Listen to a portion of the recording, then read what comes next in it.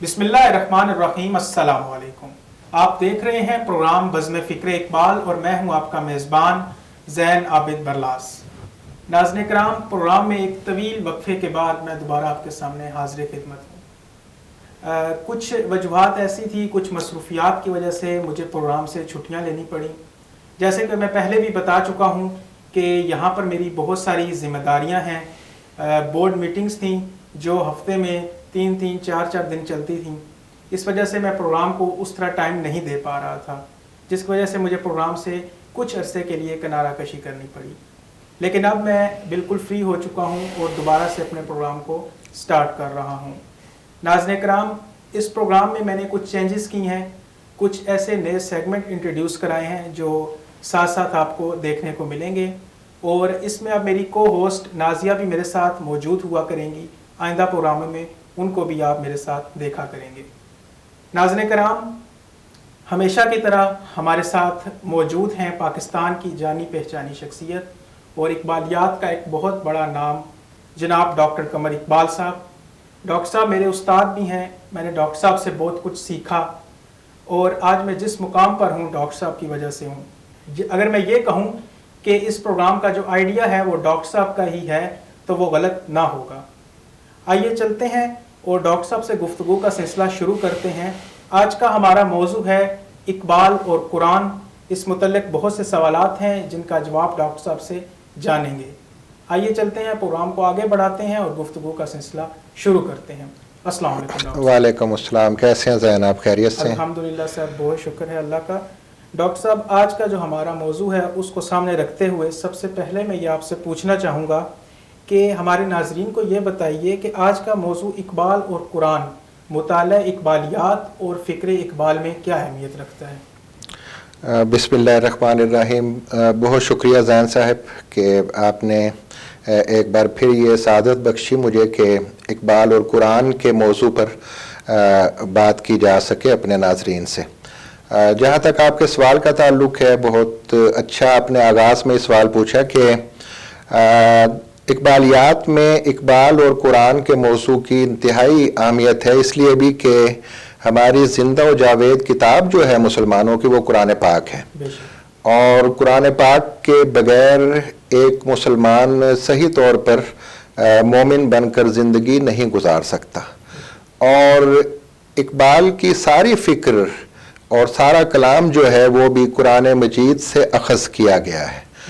और अगर हमने इकबाल की फ़िक्र को समझना है तो इसके लिए कुरान में ज़रूर गौता ज़न होना होगा और कुरान को जब तक हम नहीं समझेंगे उस वक्त तक फ़िक्र इकबाल को नहीं समझ सकते और फ़िक्र इकबाल को समझने के लिए कुरान को समझने की ज़रूरत है। और इस ज़रूरत को ख़ुद फ़िक्र इकबाल पूरा करती है कि इकबाल का हर शेर, हर नज़्म, सारा कलाम, सारी फ़िक्र जो है वो कुरान के गिर्द ही घूमती है। और आपने ख़ुद भी ये फरमाया है कि मैंने जो कुछ भी लिया है वो कुरान पाक से लिया है, रसूल पाक सल्लल्लाहु अलैहि वसल्लम की हदीस से लिया है और कुरान के सिवा मैंने कुछ पेश नहीं किया।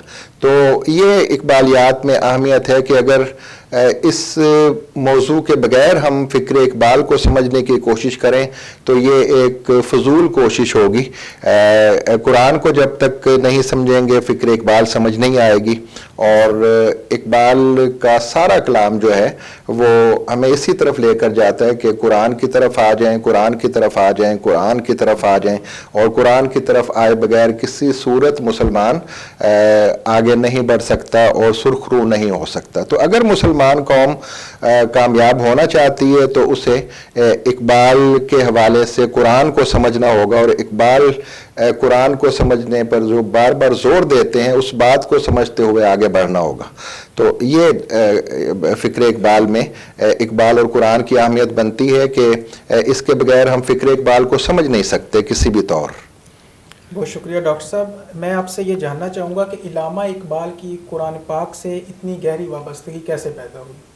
जी ज़ैन साहब, आप सब जानते हैं कि माँ की गोद जो है वो पहली दरसगाह होती है और बाप की तरबियत जो है वो आखिर तक बच्चे के साथ चलती है और बच्चा जो है वो आईना होता है अपने माँ बाप की तरबियत का।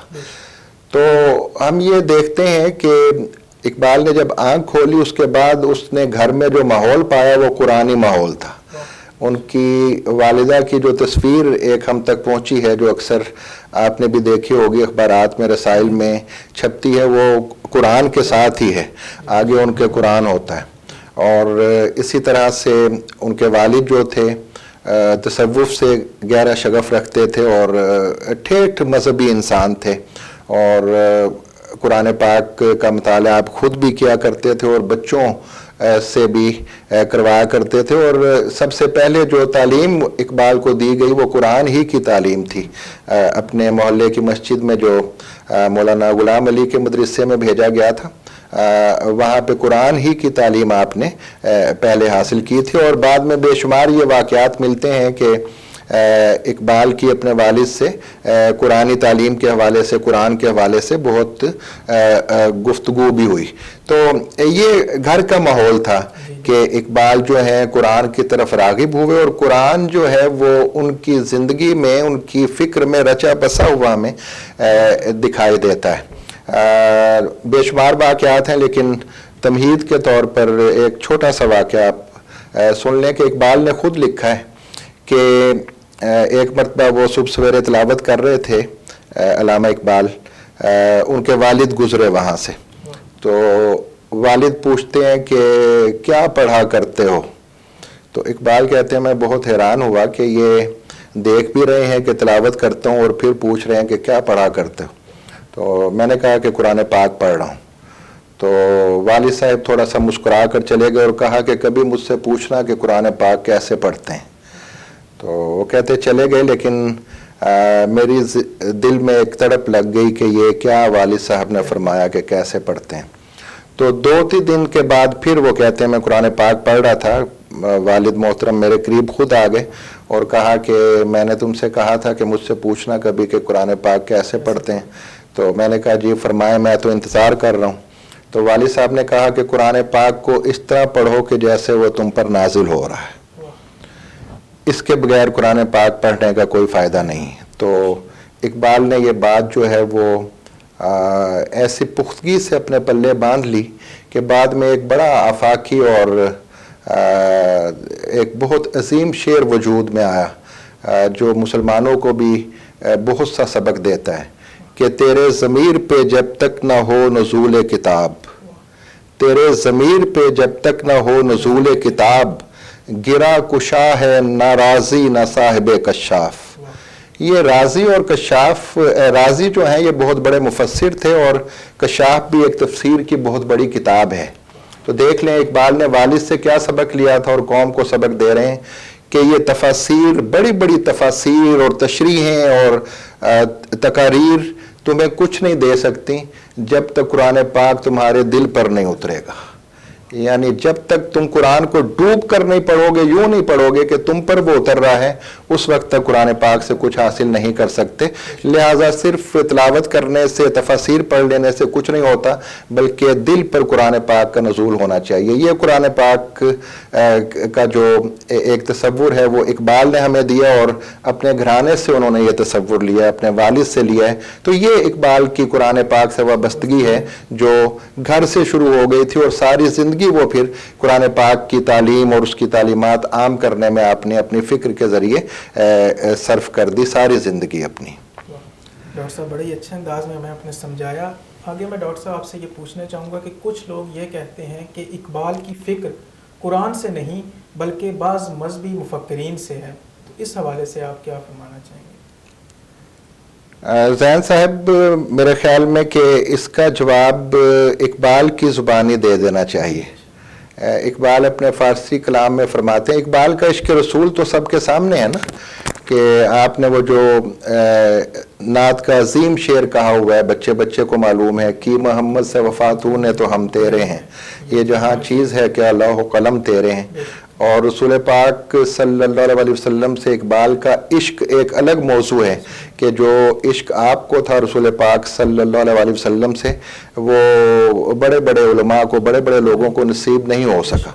तो ये बात मैंने इसलिए कही है कि रसूल पाक सल्लल्लाहु अलैहि वसल्लम का नाम ग्रामी आते ही इकबाल की आंखों से आंसुओं की झड़ी लग जाती थी।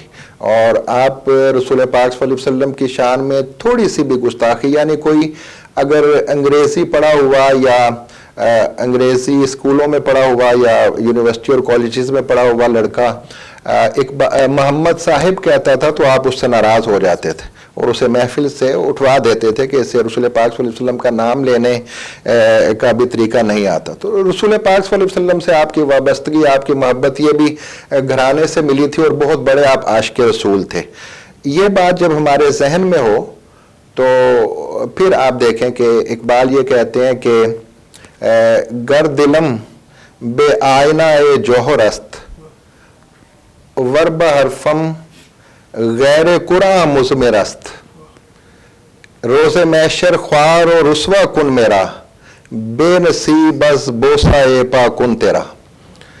इकबाल फरमाते हैं कि अगर मैंने कुरान के सिवा कोई और बात कही हो, अगर मैंने कुरान के सिवा कोई और बात कही हो तो मैशर वाले दिन मुझे रसूल पाक सल्लल्लाहु अलैहि वसल्लम के कदमों का बोसा नसीब ना हो और मुझे ख्वार और रुस्वा कर दिया जाए। तो ये इकबाल खुद फरमा रहे हैं और अहले दिल समझते हैं कि ये बात इकबाल ने दिल पर कितना बड़ा पत्थर रख कर कही होगी कि जो इतना बड़ा आशिक हो रसूल पाक सल्लल्लाहु अलैहि वसल्लम का, वो ये बात कह रहे हैं अल्लाह ताला से कि अगर मैंने कुरान के सिवा कुछ और कहा हो तो क़यामत वाले दिन मुझे रसूल पाक सल्लल्लाहु अलैहि वसल्लम के कदमों का बोसा नसीब ना हो। तो अब उन लोगों को होश करनी चाहिए कि जो ये कहते हैं कि आपकी फ़िक्र मगरिब से माखूज है बल्कि कुरान और हदीस से नहीं, ऐसी बात नहीं है। बेशुमार किताबें लिखी जा चुकी हैं जिनमें यह साबित किया गया है कि आपका हर शेर कुरान पाक की किसी न किसी आयत से माखूज है या किसी हदीस से माखूज है। डॉक्टर गुलाम मुस्तफ़ा खान बहुत बड़े हमारे नक्काद और उस्ताद गुजरे हैं, उनकी किताब है इकबाल और कुरान, वो ज़रा उठा कर देखें कि उन्होंने ये साबित किया है कि अक्सर अशार जो हैं वो कुरान पाक की किसी न किसी आयत से माखूज हैं। तो ये बिल्कुल एक गलत और झूठी और फजूल बात है कि ये कहा जाए कि इकबाल ने अपनी फ़िक्र और सोच और अपने नज़रियात मगरिब से लिए हैं।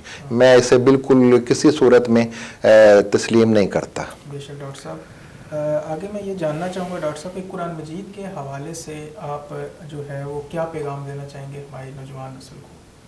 जी, वो फिर इकबाल की ज़ुबान में देना पड़ेगा क्योंकि मौजू इकबाल और कुरान है। इकबाल ने सारी कौम को और सारी नौजवान नस्ल को वाज़े तौर पर ये पैगाम देते हैं कि गर तू मी ख्वाही मुसलमा जीस्तन, गर तू मी ख्वाही मुसलमा जीस्तन नीस्त मुमकिन जुज़्बा कुरान जीस्तन। अगर तू मुसलमान बन के ज़िंदगी गुजारना चाहता है, नीस्त मुमकिन, ये मुमकिन नहीं है जुज़्बा कुरान जीस्तन, कुरान के बगैर। तो ये इकबाल का सीधा सा एक पैगाम है कि अगर तुम मुसलमान अपने आप को कहते हो, अगर मुसलमान बन के ज़िंदगी गुजारना चाहते हो तो कुरान पाक को पढ़ना होगा, उसको समझना होगा और उस पर अमल पैरा होना होगा।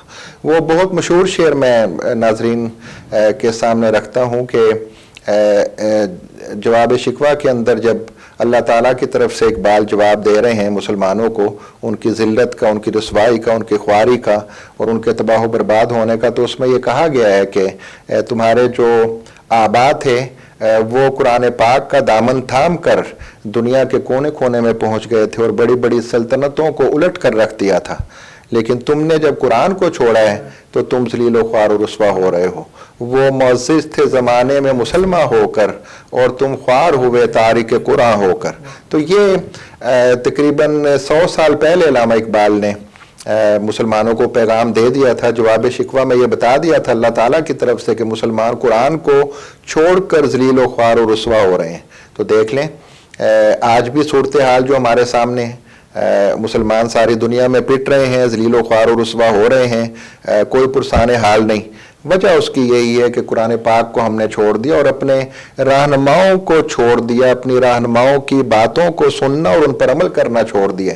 वरना इतना बड़ा रहनुमा हमें इकबाल की सूरत में मिला था, उसने ये बता दिया था कि कुरान को छोड़े बगैर किसी सूरत में तुम कामयाब नहीं हो सकते। लेकिन हमने इकबाल की एक नहीं सुनी और आज भी अपने मसाइल का हल इल्ज़ाम इकबाल पर लगाते हैं कि उन्होंने अपनी फ़िक्र जो है वो यूरोप से ली है, लेकिन आज हम खुद अपने मसाइल हल करने के लिए यूरोप की तरफ देखते हैं। तो इकबाल ने ये वाज़े तौर पर एक और शेर में पैगाम दे दिया कि कुरान में हो गौता ज़न ए मर्द मुसलमान, यही मेरा आखिर में पैगाम होगा। इकबाल की ज़ुबानी पैगाम दे रहे हैं नौजवान नस्ल को, मुसलमान कौम को, पाकिस्तानी कौम को, अहले वतन को, कि कुरान में हो गौता ज़न ए मर्द मुसलमान, अल्लाह करे तुझको अता जिद्दत किरदार। जिद्दत किरदार क्या है? यानी जो किरदार तुम्हारे बन चुके हैं, ये करप्शन और बदउनवानी और धोखादही और कत्ल गारतगरी का बाजार गर्म है। फिरका वारियत जो है उसने एक तूफान बर्पा किया हुआ है। वजह सारी यही है कि किरदार हमारे जो है वो ख़राब हो चुके हैं। तो जिद्दत किरदार का ये मतलब है कि जो तुम्हारे किरदार बन चुके हैं, फिरका वारियत, सुबाइयत, नफ़रत, दुश्मनी, कत्ल गारतगरी, मिलावट, महंगाई और हुक्मरानों का आवाम पर तवज्जो न देना, ये किरदार हमारे बन चुके हैं। तो इकबाल ये फरमा रहे हैं कि कुरान में हो गौता ज़न ए मर्द मुसलमान, कुरान को समझ, कुरान में उतर, कुरान को अपनी ज़िंदगी में ला, अल्लाह करे तुझको अता जिद्दत किरदार, ताकि ये तेरा किरदार बदल जाए और तेरा किरदार वो बन जाए जो मुसलमान का किरदार होता है। तो ये किरदार कैसे बनेगा? इकबाल की सारी शायरी और फ़िक्र हमें ये बताती है कि कुरान को कैसे आपने समझना है, और एक एक बात उन्होंने हमें बताई हुई है कि कुरान की ये चीज़ और ऐसे इसको पढ़ें। खुतबात में, अपनी तमाम किताबों में, अपने खतूत में, अपने मज़ामीन में वो बार बार यही कहते हैं कि कुरान की तरफ आ जाओ, कुरान की तरफ आ जाओ। तुम्हारे तमाम माशी, माशरती, सियासी, समाजी मसाइल का हल कुरान पाक में है, यूरोप में नहीं। ये इकबाल का पैगाम है जो मैंने आपके तवज्जो से अपने नाज़रीन तक पहुँचाने की कोशिश की है। डॉक्टर साहब, मेरा अगला सवाल गुज़िश्ता से ही पेवस्ता है। आप माशाल्लाह इकबालियात का एक वसी मुताला रखते हैं, तो आज के मौजू के हवाले से अगर हमारी नौजवान नस्ल को, आपने पहले भी बता दिया, कुछ मज़ीद अगर आप हमारी नौजवान नस्ल को पैगाम देना चाहें। जी, नौजवान नस्ल के लिए यही मैं कहूँगा आज के प्रोग्राम के हवाले से कि आज से कुछ साल पहले तक हम देखते थे कि असर की नमाज के बाद मसाजिद की तरफ, सहपहर के वक्त मसाजिद की तरफ बच्चे और बच्चियां जाते दिखाई देते थे, और मगरिब की नमाज जब हम पढ़ने के लिए निकलते थे तो उस वक्त ये देखने में आता था कि वो बच्चे लौट रहे होते थे। आपके भी सामने की बात है ये। लेकिन क्या आज ये नज़र आता है हमें? बिल्कुल नज़र नहीं आता। बच्चे और बच्चियां अपने बगलों में कुरान पाक और सिपारे दबाए हुए मसाजिद की तरफ रवान दवान नज़र नहीं आते। जो भी वजूहात हुई हैं, दुश्मन ने एक चाल चली कि अहले मदरसा जो हैं और दीनदार लोग जो हैं और दीन की तरफ जो बुलाने वाले हैं उन्हें दहशतगर्द करार दे दिया, जो कि एक शैतानी चाल है। जो भी हुआ, लेकिन कुरान पाक से दूर हो गए। हम देखते हैं कि आज बच्चे को अच्छे स्कूल में, नर्सरी में दाखिल करवाने के लिए लोग सिफारिशें ढूंढ रहे होते हैं और जगह जगह फिर रहे होते हैं और कर्ज भी ले रहे होते हैं वहाँ का दाखिला जमा करवाने के लिए, लेकिन बच्चे को कुरान पढ़ाने की तरफ कोई मुतवज्जे नहीं होता। जिसका नतीजा ये है कि मैं आपको पूरी जिम्मेदारी से ये बात बता रहा हूँ। जाहिर है कि एक कौम के हम फर्द हैं और कौमी हवाले से बात हो रही है। पूरी जिम्मेदारी से आपको मैं ये बात बता रहा हूँ कि आज कॉलेजेस में, यूनिवर्सिटीज़ में ऐसे बच्चे और बच्चियां हैं जिन्हें कुरान पाक की खबर तक नहीं है, पढ़ना तो दूर की बात है। तो पैगाम यही है कि अगर हम मुसलमान कौम बन के जीना चाहते हैं और आगे बढ़ना चाहते हैं और कामयाब होना चाहते हैं तो कुरान की तरफ आना होगा। डॉक्टर या इंजीनियर बनना भी ज़रूरी है, लेकिन डॉक्टर या इंजीनियर से बड़ा पहले मुसलमान बनना, सही मुसलमान बनना और मोमिन बनना हमारी जिम्मेदारी है। तो उसके लिए इकबाल के पैगाम को समझना होगा और कुरान में गौता ज़न होना होगा, कुरान पाक को पढ़ना होगा, हमारी ज़िंदगियों में लाना होगा। इसके बगैर हमें मुसलमान कौम की और नौजवान नस्ल की ख़ास तौर पर कामयाबी और निजात नज़र नहीं आती। सिर्फ डॉक्टर या इंजीनियर बनना कामयाबी नहीं है, बल्कि मुसलमान की कामयाबी ये है कि वो सच्चा और पक्का मुसलमान बने, उसकी ये दुनिया भी कामयाबी से हमकनार हो दुनियावी ज़िंदगी भी और आखिरत की ज़िंदगी भी कामयाबी से हमकिनार हो। अगर ये सूरत हो जाती है तो फिर वो कामयाब मुसलमान है। और इसके लिए नौजवानों को कुरान पाक पढ़ना होगा। इसके बगैर जो सूरत हाल कौम की जा रही है कि हर जगह आप देख लें, लीबिया में देख लें, इराक़ में देख लें, अफ़गानिस्तान में देख लें, कश्मीर में देख लें, फ़लस्तीन में देख लें कि मुसलमान पिट रहे हैं। जो वजह भी है, ये ढंढोरा तो आप पीटते रहें कि जुल्म कर रहे हैं, यहूदी और ईसाई जुल्म कर रहे हैं, लेकिन ऐसी बात नहीं है। अपनी कमज़ोरियाँ भी, वो एक शायर ने कहा है कि हमला अपने पे भी बाद हज़ीमत है ज़रूर, शिकस्त के बाद एक हमला अपने ऊपर भी करना चाहिए। रह गई अब यही फ़तह ज़फ़र की सूरत, कामयाबी की सूरत यही है कि एक हमला अपने ऊपर भी करें। तो इकबाल यही कहते हैं कि अपने ऊपर हमला करें और सोचें कि क्यों आप ज़वाल की तरफ जा रहे हैं। और उसकी सबसे बड़ी वजह इकबाल यही बताते हैं कि और तुम ख्वार हुए तारिक कुरान होकर, कुरान को तर्क करके तुम ज़वाल की तरफ जा रहे हो। कुरान को अपना लो, कामयाब हो जाओगे। इकबाल के तवस्सुत से नौजवान नस्ल को मेरा यही पैगाम है। बहुत शुक्रिया डॉक्टर साहब, आपने अपनी मसरूफ़ ज़िंदगी में से हमारे लिए वक्त निकाला। नाज़रीन किराम, प्रोग्राम का वक्त अपने इख्तिताम को पहुँचा।